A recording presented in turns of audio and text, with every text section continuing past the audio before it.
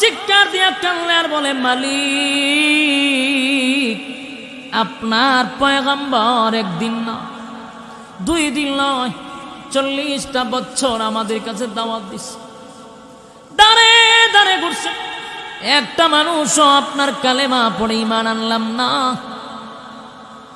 আজকে আমাদেরকে আপনি পাকড়াও করছেন।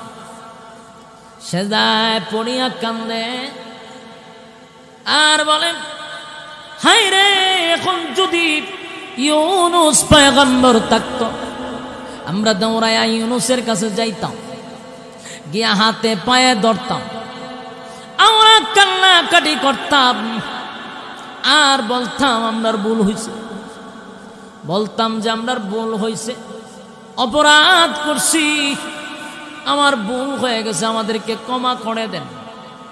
কান্নাকাটি করতাম, তার মালিকের উপর ঈমান আনতাম, কালেমা পড়তাম। হায় হায়, গোটা এলাকা ইউনুস নবীরে তালাশ করলাম রে, কিন্তু ইউনুস তো এখন এলাকায় নাই। কেন গো, এখন আমরা কালেমা পড়ব, কার কাছে গিয়া ক্ষমা চাইব? তাই এলাকার মানুষ সিদ্ধান্ত নিল, আমরা নিজে নিজেই ইউনুস নবী যেহেতু নাই, আমরা আমাদের মালিকের কাছে শরণাপন্ন হয়ে যাই, আমরা নিজেরাই অপরাধ স্বীকার করে ফেলি আর একত্ববাদী খোদার উপরে ঈমান আনি। সেজদায় পড়িয়া কান্দে আর বলে, মালিক,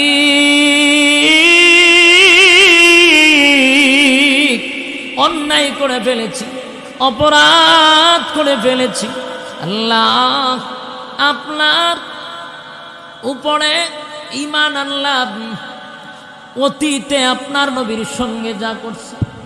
এই কুমারেন ইবাবের সাথে এই কুমারেন গলায় ধরে লড়ান কেন? এই কুরিবাবের সাথে করেন গলা ধরে। অতীতে যা করলাম সব কিছুর উপরে লজ্জিত, আল্লাহ রাব্বুল আলামিনের কাছে নিজেই তারা নত হয়ে গেছে, কারণ নবী তো নাই।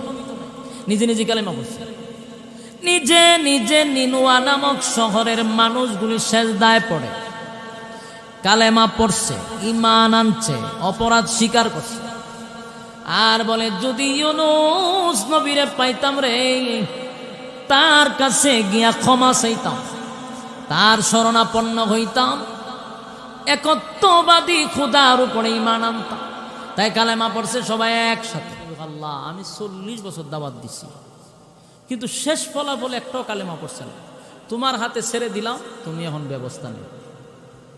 বিচার দিছে কার কাছে? আল্লাহ বিচার দিছে। এবার আল্লাহ কয়, শুনেন কি করো, আপনার যা সিদ্ধান্ত তাই করে। আল্লাহ কয়, এখন এক কাজ করে, এরারে গিয়া কও, কালেমা যদি না পড়ে তাহলে আমি গজব দিয়া ধ্বংস করে দিব। ইউনুস নবী গিয়া কয়, 40টা বছর দাওয়াত দিলাম, দাওয়াত তো গ্রহণ করলাই না, উল্টা আমারে মারলায়, গালি দিলায়। তে শোনো, ফাইনাল সিদ্ধান্ত, তোমরা যে বান্ডরামি করতাছ, গজব আইবা, সবটিরে ধ্বংস করবো, আল্লাহ হয়ে দিছে। এই কথা শোনার পরে কি করা উচিত ছিল এদের? ভয় পাওয়ার কথা না? হেরা আরো আসে, এরা টিটকারি মস্কারি করে, কাছাতে কোন দিন আইবতে, তাড়াতাড়ি আইতো কোন, তাড়াতাড়ি তাড়াতাড়ি গজব দিত কোন, তাড়াতাড়ি। চিন্তা করেনি তারে কি পরিমাণ শয়তানে লড়াইছে। গজব আইব না হয় কোন দিন ফাটাইব, তাড়াতাড়ি ফাটাইতে কর। ইউনুস নবী কয়, আল্লাহ এটা দিয়ে আরো মারাত্মক বেজাইলালো। আপনি বলছেন আমি গিয়ে কইতাম, এরা ভয় পাওয়ার কথা, এরা দিয়ে কয় কোন দিন ফাড়াইবেন, দিন তারিখ কইতেন। আল্লাহ কয়, ইত্যাদি মারাত্মক। বলে হ, মানে আপনি কিতা করবেন? কত যান গিয়া কন, আগামী 3 দিন 3 রাতের ভিতরে আমি গজব পাঠাইতেছি। ইউনুস নবী গিয়া কয়, তোমরা যেহেতু জানার বড় শখ ছিল, দিন তারিখ জানার বড় আগ্রহ ছিল, তো শুনো, 3 দিন 3 রাত গজব আইতেছে, তারিখ দিয়া গেলাম। এই কথা বইলা ইউনুস নবী গেছে। হেরা হাসি তামসা কইরা যখন ইউনুস নবী চলে গেছে, একদিন চলে গেছে, একদিন যাওয়ার পরে গোত্রের মধ্যে মানুষ ছিল 4 লক্ষ। শহরটার নাম ছিল নিনুয়া নামক শহর। কথা বুঝতেছেন? এই শহরের লোক ছিল কতজন? 4 লক্ষ মানুষের নবী হলেন ইউনুস পয়গম্বর। ওনার গোত্রে উনি দাওয়াত দিছেন, দিন তারিখ ঠিক হয়েছে গজবের, এর ফরও ভয় নাই। একদিন যখন চলে গেছে, এখন এদের যে সর্দার, এদের যে মানে গোত্রের যে মানুষ, কিছু জ্ঞানী লোক, এরা বললো কয়ও 40টা বছর ইউনুস পয়গম্বর আমরারে তার একত্ববাদী খুদার দাওয়াত দিছে, আমরা তারে মারছি, গালাগালি করছি, কোনোদিন চোখ রাঙ্গাইয়া তাকায় নাই, কোনোদিন উল্টায়া দেয় নাই, গালি দেয় নাই, নিঃস্বার্থে 40টা বছর দাওয়াত দিল। এতদিন কইছে গজব আসবে, গজব আসবে, এখন তো দিন তারিখ ঠিক করে দিছে। আচ্ছা মনে করো ধরে নাও যদি গজব আয়া পড়ে, আমরা তো এটা হাসি তামসা করে উড়াইয়া দিছি। মনে করো ইউনুস নবীর কথা যদি সত্য হয়, তাহলে টেকাইবা কেমনে? কহ এটা তো কথা ঠিক।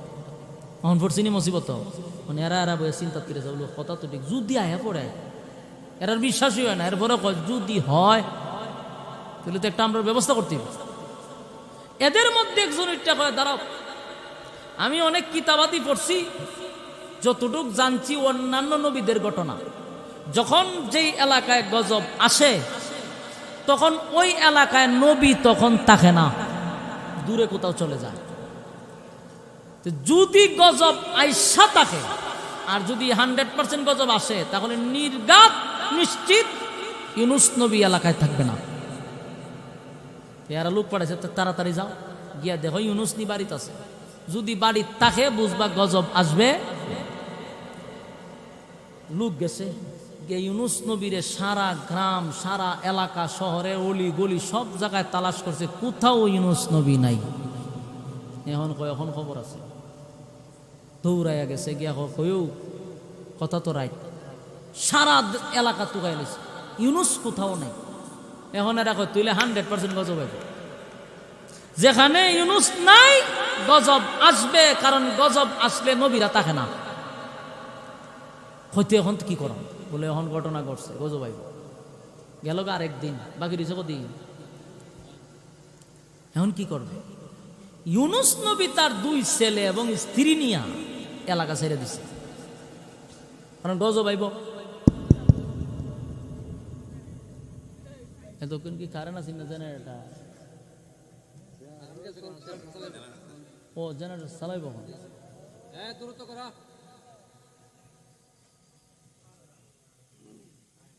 কিন্তু পায় নাই। তারা নিজেরা বুঝতে পারছে যে গজব আসার সম্ভাবনা আছে, কারণ নবী তো এলাকাত নাই। শেষে যখন আর মাত্র রইল একদিন, একদিনও শেষ, যেদিন গজব এদিন চলে আসছে। এখন সবাই একত্রিত হয়ে এক জায়গায় দাঁড়াইছে যে গজব যদি আয়। হঠাৎ করে তারা উপরের দিকে তাকায়া দেখে যে একটা কালো ধোঁয়ার মতো ঘুরতেছে, এবং এটা যত সময় যেখানে নিচের দিকে নামে, আর বিকট থেকে বিকট একটা আওয়াজ শুরু হয়েছে। আইসিনি গজব, এক কথা কই না দি, গজব আয়া পড়ছে। ফাইজলামি এখন শেষ। গজব খালি ওই সময় আওয়াজ শুরু হয়েছে, এখনো তো গজব আওয়ার সম্ভাবনা আছে। কথা কই না দি, বাংলাদেশে যেই পরিমাণ খাম কো খাম, দিনের খাম রাত্রের খাম শুরু হয়েছে, গজব আওয়ার সম্ভাবনা আসেনি? হ্যাঁ, কথা কই না দি। দুবাই, দুবাই একটা উন্নত দেশ, টাকা পয়সার কোনো অভাব নাই তাদের দেশে। যত টাকা হইতেছে তত কাম কুকাম বাড়তেছে। দ্বিতীয় ইউরোপ কান্ট্রি হয়ে যাচ্ছে দুবাই। আর যত অশ্লীলতার বেহায়াপনা, আরব কান্ট্রিতে ইতিহাস হয়ে গেছে এরকম বেহায়াপনা অতীতে ছিল না। দুবাইতে এখন প্রচুর টাকা, তাই যত নর্তকী আছে বিশ্বের সবচেয়ে বড় বড় নর্তকীরা ভাড়া করে আনে। অশ্লীলতার বেহায়াপনায় একেবারে পুরা দেশ ভরে গেছে। এরা সীমা লঙ্ঘন করছে, আল্লাহ পাকড়াও করছে। কথা কই না দি, দেখুননি কিছু সোশ্যাল মিডিয়া, ফেসবুক কিবোর্ড মুজাহিদরা আসেননি কেন? খালি গুতাগুতি চিনেন ফেসবুকে, খালি খারে গুছাইতেন, খাল নামে লেখতেন, ইতুই চিনেন। দেশের পরিস্থিতি দেখতেছেননি? এত উন্নত দেশ, আমি দুবাই গেছি তো। উন্নত কারে কয়? পুরা ইউরোপ কান্ট্রি, তৃতীয় ইউরোপ কান্ট্রি। কি নাই আপনি কন? টেকা থাকলে কেন বলতে আছে? আর বিভিন্ন দেশ থেকে আখাম করতে গেলে এখানে করে এটা আখাম কুখামের একটা কারখানা বানায় রাখছে দুবাইরে। আল্লাহ পাকড়াও করছে, এমন বন্যা দিছে ইতিহাস ব্রেক হয়ে গেছে। হাইওয়ে রোডের মধ্যে গাড়িগুলারে ফানিয়ে ঠেলায় লইতেছে, বোঝা যায় এটা একটা ছোট মোটো নদী, ঠেলাইয়া সব লয়ে যেতেছে।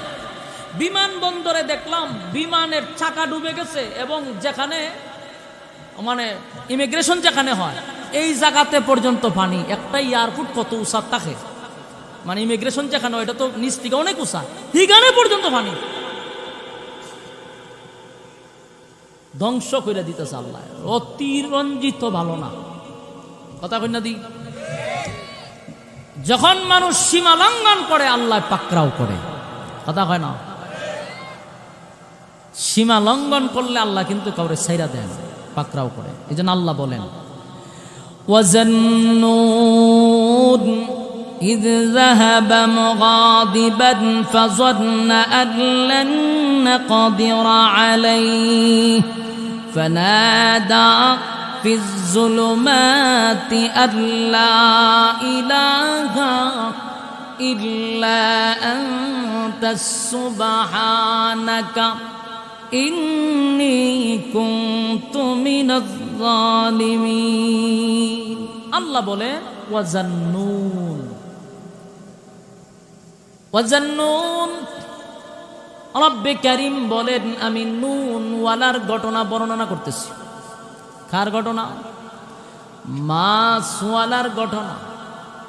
ওয়াজান্নুন, মাছ ওয়ালার ঘটনা বর্ণনা করতেছি। তোমরা মনোযোগ সহকারে শোনো, মাছওয়ালায় কি করছে তা মনোযোগ দিয়া শোনো। আমি মাছওয়ালার ঘটনা বর্ণনা করতেছি। ইউনুস পয়গম্বর গজবের ডেট দেওয়ার পরে দুইটা ছেলে এবং স্ত্রী, চারজন স্থান ছেড়ে ভিন্ন জায়গায় চলে গেছে। নিনুয়া নামক শহরের মানুষগুলি তাকায়া দেখ, উপর দিক দিয়া কালো ধোঁয়া পড়তেছে আর বিকট থেকে বিকট আওয়াজ। বুঝতে পারছে এখন গজব আয়া পড়ছে। লক্ষণ তো খারাপ। ঘটনা কি? গজব আসবে আসবে আসবে শুনছে, কিন্তু গজব আয়া পড়ছে। নিনুয়া নামক শহরের প্রত্যেকটা মানুষ বুঝতে পারছে এখন তো গজব আইসা পড়ছে গো।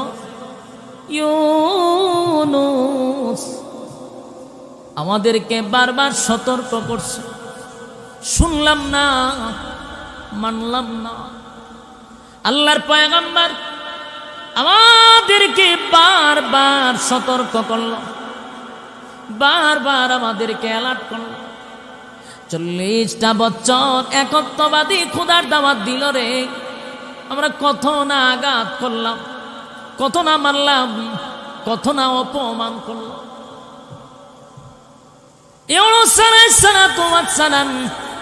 40টা বছর 1000 দাওয়াত দিল, একটা মানুষও কালেমা পড়ল না। আমরা নিজেরাই বলছি কখন গজব আসবে, কখন গজব আসবে। দিন তারিখ আমরা চাইলাম, ইউনুসের মালিক তো দিন তারিখ ঠিক করে, গজব তো আসতেছে, দিয়া দিছে গজব। এবার চিৎকার দেওয়া শুরু করল। নিনুয়া নামক শহরের 4 লক্ষ মানুষ গজব দেখা মাত্রই সবাই ঘর থেকে বাহির হয়ে গেছে। ঘর থেকে বাহির হইয়া সেজদায় পড়ে গেছে আর বলে, মালিক তোমার নবীরে পাঠাইছিল আমাদেরকে নসিহত করার জন্য। মাবুদ গো, তোমার নবী তো আমাদেরকে নসিহত করছে, আমাদেরকে 1 দিন 2 দিন নয় 40টা বছর আমাদেরকে দাওয়াত দিছে। এই ফুলা ফান্ডির কি কোনো গার্জেন নাই? এটির কোনো অভিভাবক নাই? হ্যাঁ, এরকম নিয়ে আপনার ফুলা ফান এত উশৃঙ্খল, ভয় তো ভিতরে কাজ করে যে এতলা মানুষ বইছে, আমরা একটু আদবের সহিত যাই। আফসোস আফসোস, কই ওয়াজ করবে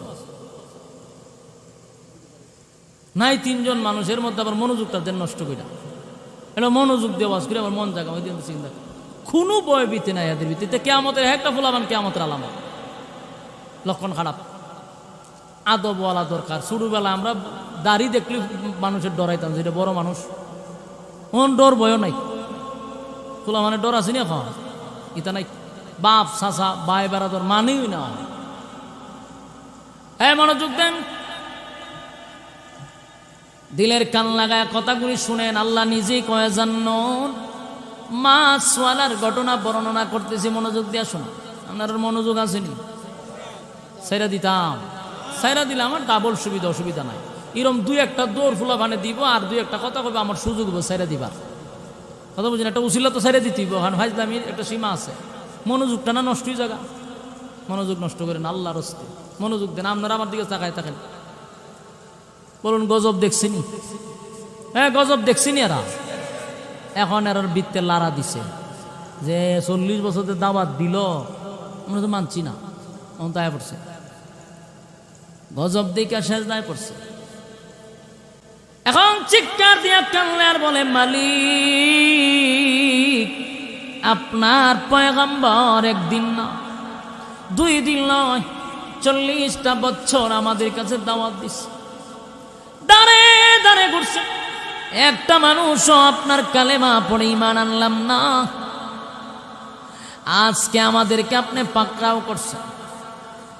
সেজদায় পড়িয়া কান্দে আর বলেন, হাই রে, এখন যদি ইউনুস পয়গম্বর থাকতো, আমরা দৌড়াইয়া ইউনুসের কাছে যাইতাম, গিয়া হাতে পায়ে ধরতাম, আমরা কান্নাকাটি করতাম, আর বলতাম আমরার ভুল হয়েছে, বলতাম যে আমরার ভুল হয়েছে, অপরাধ করছি, আমার ভুল হয়ে গেছে, আমাদেরকে ক্ষমা করে দেন। কান্নাকাটি করতাম, তার মালিকের উপর ঈমান আনতাম, কালেমা পড়তাম। হায় হায়, গোটা এলাকা ইউনুস নবীরে তালাশ করলাম রে, কিন্তু ইউনুস তো এখন এলাকায় নাই। কেমন গো, এখন আমরা কালেমা পড়ব, কার কাছে গিয়া ক্ষমা চাইব? তাই এলাকার মানুষ সিদ্ধান্ত নিল, আমরা নিজে নিজেই ইউনুস নবী যেহেতু নাই, আমরা আমাদের মালিকের কাছে শরণাপন্ন হয়ে যাই, আমরা নিজেরাই অপরাধ স্বীকার করে ফেলি, আর একত্ববাদী খোদার উপরে ঈমান আনি। সেজদায় পড়িয়া কান্দে আর বলে, মালিক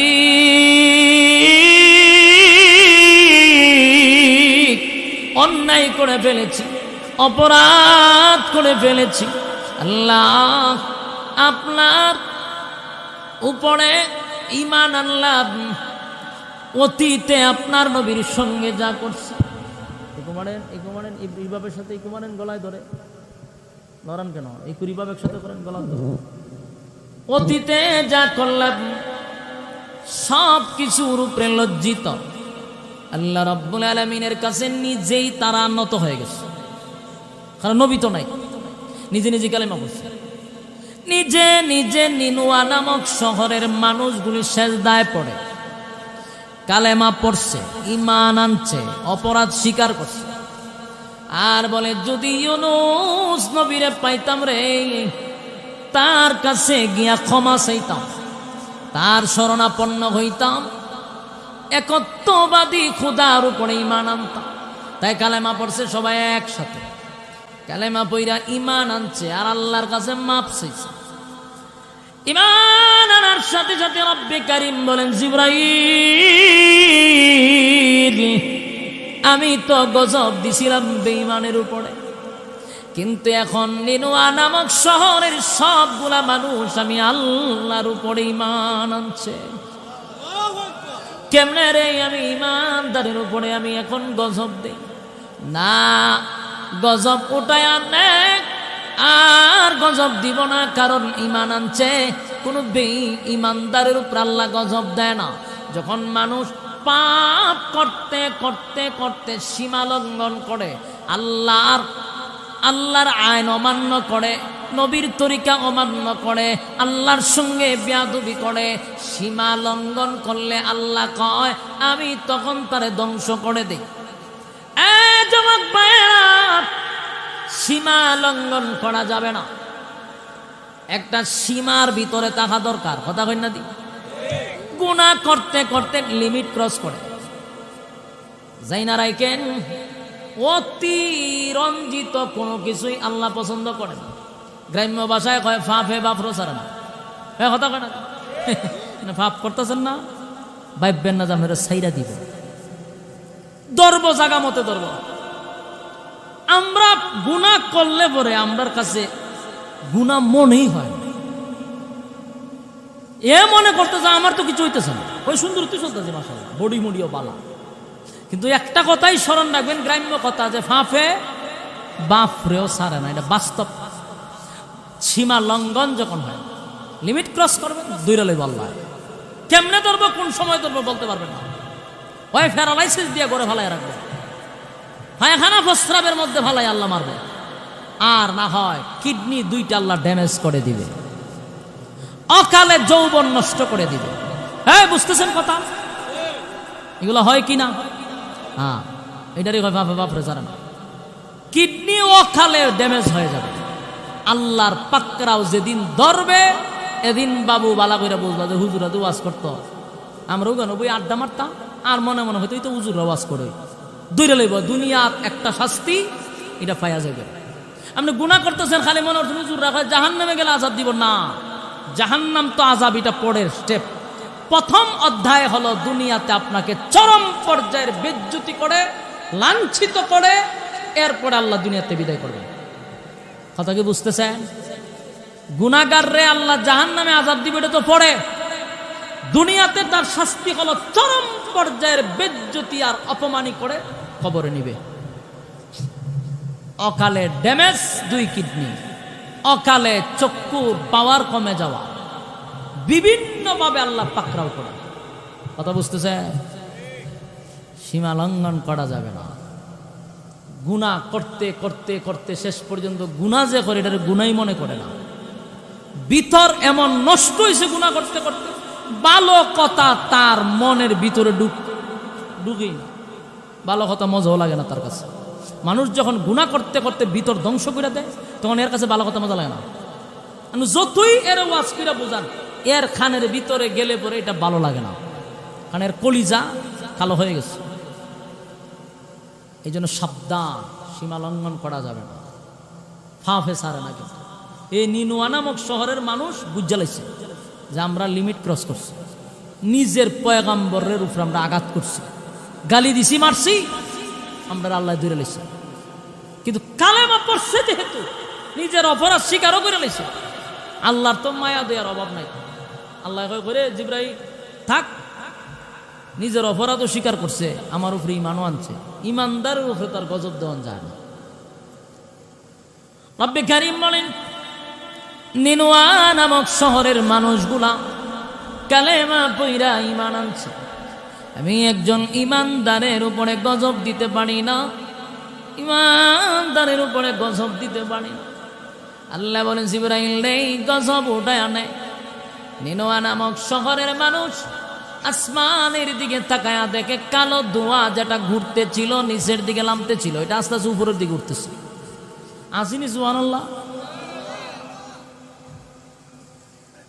কালো ধোঁয়া যেটা নিচের দিকে নামতে ছিল, এটা উপরের দিকে উঠতেছে, বিকট আওয়াজ আস্তে আস্তে কমতেছে। সুবহান। শহরের মানুষগুলি বুঝতে পারল রে, আমাদের কালেমা আমার মালিক গ্রহণ করছে, আমাদের ইমান গ্রহণযোগ্য হয়েছে। না হয় ওই দেখ গজব কিন্তু উপরের দিকে উঠতেছে, বিকট আওয়াজ কিন্তু কমতেছে। মানুষ যখন বিপদ থেকে মুক্ত হইল, তারা ইমান আনছে। এবার চতুর্দিকে ঘোরাঘুরি করতে লাগলো, আমাদের নবী কই গো? যেই নবীরে আমরা আঘাত করছি, যেই নবীরে গালি দিছি, সেই নবীর কথাই তো সঠিক হয়ে গেল। আমার এখন নবীরে তালাশ করে, ইউনুস নবীরে তালাশ করে পায় না। আর ইউনুস নবী দেশ ছাইরা অন্য জায়গায় গেছে, যেখানে গিয়ে অবস্থান করছে, এটা দেশের ভিতরে আছে, একটা জায়গায় অবস্থান করছে যেন গজব এদিকে না আসে। তো ওই শহরের একজন মানুষ ইউনুস নবীর সাথে দেখা হয়েছে। দেখা হওয়ার পরে কয়, পয়গম্বর ইউনুস, তুমি না কইছিলা নিনুয়া নামক শহরে গজব আইব, এরার উপরে টানা পড়বে, এরা মরে যাবো গা, গজব টজব আইছে না। কইলে কি কন? বলে হবে। তুমি কি সত্য বলতেছো? বলে আমি এখন খালি শহর থেকে আইছি, একটা মানুষের উপর গজব পড়ে নাই, দেশও ধ্বংস হয় না, আগের মতো এরা আছে। ইউনুস নবী কয়, এখন কাম হইছে। যেই জাতি আমি কইছি গজব আইব আইব, এরা টিটকারি মস্কারি করছে। দিন তারিখ কই আমি আইছি দেশ ছাইরা, এখন যদি আমি তাদের কাছে যাই, এরার তো গজব আইছে না, আমার এখন গেলে পরে জানে মেরে লিব। তো যে খারাপের খারাপ, গেলে পরে আমার জানেই মেরে লিব। কিন্তু যেই লোকটা ইউনুস নবীর কাছে বলছে যে ওই শহরের মানুষ ধ্বংস হয় নাই, গজব আসে নাই, হে কিন্তু এই কথা বলে নাই যে এরা ঈমান আনছে। আমার কথা কি আপনারা বুঝতেছে? আল্লাহ, আমি গুরুস্থান ওয়াজ করতেছি। নিনুয়া নামক শহরের মানুষ যে কালেমা পড়ছে, হে কিন্তু এই খবর ইউনুস নবীরে বলে নাই। হে কইছে কি তা, যে শহরের মানুষের উপরে কোনো গজব আসে নাই, এলাকা ধ্বংস হয় নাই। আপনি বললেন কি আর হইল কি? ইউনুস নবী চিন্তা করছে, যেই জাতির কাছে আমি বারবার বললাম গজব আসবে, দিন তারিখ দিয়ে এলাম, গজবও আসলো না, ধ্বংস হইল না, এখন যদি আমি তাদের কাছে যাই, এরা তো আমার বাইরে মেরে লিব। ইউনুস নবী সিদ্ধান্ত নিল যে না, সর্বনাশ, আমি আর এই শহরে ঢুকবো না, গেলাম আমার মেরে লিব। উনি নিজে নিজে সিদ্ধান্ত নিল যে আমি শহর ছাইরা, দেশ ছাইরা আমি বিদেশ যাবো না। এটা কি আল্লাহর সিদ্ধান্ত না ওনার ব্যক্তিগত সিদ্ধান্ত? ব্যক্তিগত সিদ্ধান্ত। উনি ব্যক্তিগত সিদ্ধান্ত নিয়েছে যে আমি শহর আর ঢুকতাম না, কারণ যেই শহরের মানুষ গজব আইছে না, ধ্বংস হয়েছে না, এখন আমি বলছি ধ্বংস হবে, ধ্বংস হয়েছে না, মেরে লিব মারা গেলে। উনি ওনার 2 ছেলে আর বউরে লইয়া উনি রুয়ানা দিছে, দেশ ছেড়ে যাবো। কিন্তু এটা কি আল্লাহর সিদ্ধান্ত? ব্যক্তিগত সিদ্ধান্ত। উনি মনে করছে যে আমি তো আর এরারে বলছি গজব আইব, গজব যেহেতু আইছে না, আমি গেল তো এমনি এরা বাইরে মেরে লিব আমারে, তা আমি দেশ ছেড়ে তো বিদেশ যাই, এটা তো দোষের কিচ্ছু না, তা আমি যাই, অসুবিধা কি? এটা তো আর আমার দোষের কোনো, আমি তো অপরাধ করতেছি না। আসলে উনি অপরাধ করেন নাই, কিন্তু একজন পয়গম্বর হিসাবে আল্লাহর সিদ্ধান্ত ছাড়া ওনার লড়াটা ঠিক হয় নাই। কথা কয় না? উনি কিন্তু গুনাহ করে নাই। একটা কথা ইয়াদ রাখবেন, সমস্ত নবী রাসূলগণ মাসুম, এর মধ্যে কোনো সন্দেহ। আমরা আহলে সুন্নাত ওয়াল জামাতের আকীদা হলো নবীরা কোনো গুনাহ করে নাই। ঠিক বাড়িতে গিয়ে কইবেন নবীরা গুনাহ করছে? নবীরা মাসুম। উনি দেশ ছেড়ে বিদেশ যাবে, এই কথা সিদ্ধান্ত নিজে নিল, এটা অপরাধ না, কারণ উনি তো আর জানে না এরা ঈমান আনছে। কথা কই না আমার সাথে? আল্লাহ, সারা বাংলাদেশে ওয়াজ কইরা যেই পরিমাণ না কোনোদিন বিরক্ত, এর চেয়ে বেশি বিরক্ত লাগতেছে যে কথা বলতেছে। মনের ভাব আপনারা কেমনে প্রকাশ করে? শ্রোতা যদি কথাও না হয়, ঘুমো থাকে, তাহলে বক্তার কথা বলার আর আগ্রহ থাকেনি। এটা দিয়ে আবার কইতারে আবার চুপ করে দিব এতেন মুর্দার মতো। এটা খুব বিরক্ত। একটু কথা টথা কইন, আমি কেমনে বুঝতাম যে আপনারা মনোযোগ দিতেছেন? একটু হানা কইন, এই কথাটা ক্লিয়ার হওয়া দরকার, নাহলে হইব নবীরা গুনাহ বলিছে। উনি যে ব্যক্তিগত সিদ্ধান্ত দেশ ছেড়ে বিদেশ যাবে, এটা উনি কোনো অন্যায় করছে না, গুনাহ করছে না, কারণ উনি জানে না এরা যে ঈমান আনছে। উনি জানে এরা তো বেঈমানু রইছে, তা আমি যদি যাই আসলে মেরে লইল যদি ঈমান না আনতো। এই কারণে উনি ব্যক্তিগত সিদ্ধান্ত নিয়েছে যে আমি যাবো। কিন্তু নবী হিসাবে, রাসূল, একজন পয়গম্বর হিসাবে অপেক্ষা করার দরকার ছিল, কারণ ওনার তো নবী, ওনার কাছে তো ওহী আসবে। এখন কি সিদ্ধান্ত নিবে এটা তো আল্লাহই বলে দিবে। কথা কয় না? আল্লাহই তো জিবরাইল পাঠাইবো, বলে দিবে যে আপনার এই কাজ করা দরকার, এতটুকু তো অপেক্ষা করতে হবে। উনি অপেক্ষাটা করছে না। অপেক্ষা না কইরা উনি তার বিবি এবং সন্তান নিয়ে রওনা দিছে যাইব। যেই মাত্র রওনা দিছে, 2টা ছেলে এবং স্ত্রীর লইয়া রাস্তা দিয়া যখন রওনা দিল, রাস্তার মধ্যে কিছু লম্পট কিছু লুচ্চা টাইপের মানুষ আছে যারা সুন্দরী রূপসী দেখলে ঘরের বউ তৈয়াও ছায়া থাকে, ঠিক নি? এর ঘরে বউ সুন্দর কিন্তু এর চোখ বালা না, আ জায়গায় বে জায়গায় ছায়া থাকে, এরকম আসেনি? এরকম কিছু লোক আছে, এটি চোখদোষ। এক দাপটশালী লোক, খুব খারাপ লোক। কিছু লোক রাখছে রাস্তার মধ্যে যে এখানে সুন্দরী রূপসী গেলে ওই দৌড়ে লইবে আমার কাছে। কিছু দুষ্ট লোক রাস্তার মধ্যে ছিল বকাটে। ইউনুস নবী যখন তার বিবি লইয়া রাস্তাটা যায়, এই বকাটে গুলি ইউনুস নবীরে ধরছে, ধরে কয় এই তোর বাচ্চা লইয়া তুই যা, আর এই মহিলার আমার কাছে দিয়া দে। একজন পয়গম্বরের বিবি চিন্তা করেন, ইউনুস আলাইহিস সালাম তার দুইটা সন্তান লইয়া স্ত্রী লইয়া যায়, কিন্তু লম্পটরা ইউনুস নবীর বিবিকে আটকায়া দিল, যেতে দেয় না। ইউনুস নবীর বিবি বলেন, পয়গম্বর ইউনুস, আপনি আপনার দুইজন বাচ্চা লইয়া চলে যান, আমার চিন্তা করার দরকার নাই। আমার ইয়াকিন আর বিশ্বাস হলো আমার মালিকের উপরে, এই দুষ্ট লোকগুলা আমার কোনো ক্ষতি করতে পারবে না। কত লোক পয়গম্বরের বিবি ইউনুস নবীরা বলেন, ওগো আল্লাহর পয়গম্বর, আপনি যেখানে যাওয়ার সিদ্ধান্ত নিছেন সেখানে চলে যান, আমার কোনো চিন্তা আপনি করবেন না, আমার চিন্তা করার প্রয়োজন নাই, আপনি সময় নষ্ট করবেন না, আমাকে ছেড়ে দেন। আমার দিলে সাক্ষী দেয় এই দুষ্ট লোকগুলা বিন্দু পরিমাণ আমার কোনো ক্ষতি করবে না, আমার হেফাজতের দায়িত্ব আল্লাহ। ইউনুস নবী নিজের স্ত্রীকে বকাটের হাতে ছেড়ে দিয়া বাধ্য হইয়া ওনার সন্তান লইয়া রওনা দিছে, সন্তান লইয়া রওনা দিয়া দিছে। রাস্তার মধ্যে যাওয়ার পথে একটা নদী ছিল, নদীটা পার হইয়া তাহলে সাগরের কিনারায় যেতে হবে, যেখানে লঞ্চ আছে, জাহাজ আছে, দেশ ছেড়ে বিদেশ যাইব। দুইটা ছেলেকে লইয়া যখন উনি রওনা দিল, নদীর মাঝখানে যেতে না যেতে একটা মাছ আইসা আবার ওনার ছোট ছেলেটারে নিয়ে গেছে, পাকড়াও করছেনি আল্লাহ। মাতুন না দিবে, ধরছিনি আল্লাহ, পাকড়াও করছে। মুসিবতের উপর মুসিবত ইউনুস নবী কল্পনাও করতে পারে নাই, ইউনুস নবী ভাবতেও পারে নাই যে আল্লাহ ওনারে পাকড়াও করবে। বিবিটারে নিয়ে গেল দুষ্ট লোকেরা, ছোট বাচ্চাকে নিয়ে গেল একটা মাছে। এবার বারাক্রান্ত মন লইয়া বড় ছেলেটারে লইয়া যখন আবার রওনা দিল, নদীটা পার হইয়া যেই মাত্র পারে ওইটা দাঁড়াইছে, একটা বাঘ আইসা ওনার হাত থেকে তাবা মেরে তার ছেলেটারে নিয়ে গেছে। বলুন মুসিবত বাড়ছে না কমছে? আল্লাহ পাকড়াও করছে রে, আল্লাহ পাকড়াও করছে। বিবিরে নিয়ে গেল লম্পটে, ছোট ছেলেটারে নিয়ে গেল মাছে, বড় ছেলেটারে নিয়ে গেল বাঘে।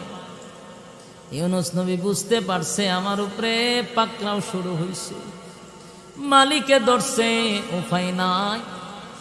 একা একা এতক্ষণ ছিল চারজন, এখন একজন।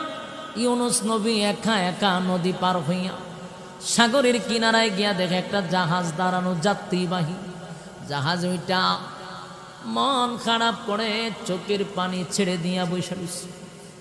জাহাজটা যখন ছেড়ে দিল গন্তব্যের দিকে, মাঝখানে যাওয়ার পরে এখন জাহাজ আর সামনে যায় না, খালি জায়গা তুই ঘুরে। এমন বলছিনি বিপদ, জাহাজের মানুষ সবাই আতঙ্কে। ঘটনা কি? জাহাজ মাঝখানে সেইভাবে এক জায়গায় ঘোরাঘুরি করে, ঘটনা বুঝলাম না। সবাই কয় লোক বেশি উঠে গেছে, লোক অতিরিক্ত উঠে গেছে। এত লোক লয়া যে আমরা রওনা দিছি, ওনার জাহাজ যায় না। লোক উঠছে বেশি না আল্লাহ ধরছে? ওনারা কয় লোক বেশি উঠে আছে, অতিরিক্ত লোক উঠছে, এই জন্য জাগাত ঘুরে। তো বলে এখন কিতা করণটা কি? 8-10 জনে উড়াই ফেলাই দে, পানি ফালাই দিলে পরে নৌকা একটু হালকা হইব, আবার যাবো। তেরা কয় ভাইজলাম, তো একটা সীমা আছে। নদীর মাঝখানে যে আমরা উড়ায় ফেলাই দিবে, এটা কোনো কথা হইল? হয়তো সিদ্ধান্ত নেও কি করবা। এখন কেউ কি আর নদীতে জাপ দিতে রাজি? হ্যাঁ, মাঝির নদী কেউ নদীতে জাপ দিতে রাজি না। এখন করণ কি? অন এরা কয় শুনো, বালায় বালায় যদি আমরা 5-6 জন উড়াইয়া নদীত না ফালাই, জাহাজ তো যাইতো না। আর 3-4 জনের লাগিয়া সব মানুষ মইরা তো লাভ নেই। জাহাজের মধ্যে আছে শত শত মানুষ, সবাই মইরা লাভ আছে? 2-3 জন মরুক, কিন্তু সবাই মইরা। হয়তো 2-3 জন তো মরতে চায় না। ওদের একটা সিদ্ধান্ত বলে লটারি মারো, যার নাম উঠবো হেরে উড়ায় ফেলা দিন। কথা বুঝছেন না আমার? কইটা কিতা বলে বলে কইটা ভাগ্যের উপরে। তোমার কপালও আসি নদীত ফিরে মরতা, এটা তুমি নিজের নিজে মাইনা নেও, যেটা তোমার ভাগ্যের উপরে ছেড়ে দাও, কিছু করার নাই। বিপদ ফইরাত তো এই শর্তে মানতেইব, সব মানুষ মরব। আচ্ছা ঠিক আছে, নদীর সব মানুষ রাজি হয়েছে, কইও তেনেও আমরা লটারির শর্তে মাইনা নিলাম, যার নাম উঠে ওই নদীর সবার ভিতরে আতঙ্ক, খান নাম উঠবো হেরে ওরে ফেলে দিন। লটারি টান দেওয়ার সবার নাম টুম নিচে, লিস্টি মিষ্টি হয়েছে। এরপরে লটারি শুরু হয়েছে। প্রথম লটারি টান দিতে দেহের নাম উঠছে ইউনুস নবী। কথা কই না? কত দিক দিয়ে আল্লাহ ধরছে, চিন্তা করছেন? কিতা আপনারা বিরক্ত লাগতেছে? স্যার তেমনি না কইলে ছেড়ে দিলাম, আমার ডাবল অসুবিধা নেই। প্রায় মোটামুটি ঘন্টার কাছাকাছি হয়ে গেছে, 1 ঘন্টা হয়ে গেছে। ওখানে আপনারা মনে না করলেও চলবা, তাহলে একটু খানা কইয়েন। এখন দেখেন লটারি তো দিল উঠে গেছে ইউনুস নবীর নাম। অন মানছে ইউনুস নবীর ভাই ছায়া দেহে সভ্য না। এত সুন্দর চেহারা, এত সুন্দর চেহারা লোক, উনারে যদি আমরা নদীত ফালাই, তো জাহাজ তখন পানির উপরে ঘুরে, উনারে ফালাইলে পানির নিচে ঘুরব। কারণ যে সুন্দর চেহারা বুজুর্গ, উনি সাধারণ কোনো মানুষ না। আর তা তো বাস্তব, নবীদের চেহারা কি সবার মতো? যেই যুগে যেই নবী আসে, এই যুগে এর থেকে সুন্দর আল্লাহ কোনো মানুষ পাঠায় না। ইউনুস নবীর দিকে এরা চাই রয়েছে, ওই এত সুন্দর মানুষটার আমরা নদীর তলাইতাম না। না না, এটা বুলে উঠছে। আবার দো, আবার দিছে পরে দেখা যায় আবার আইছে নাম ইউনুস নবীর নাম। এরা কয় ঘটনা কিতা? বুজুর্গ মানুষ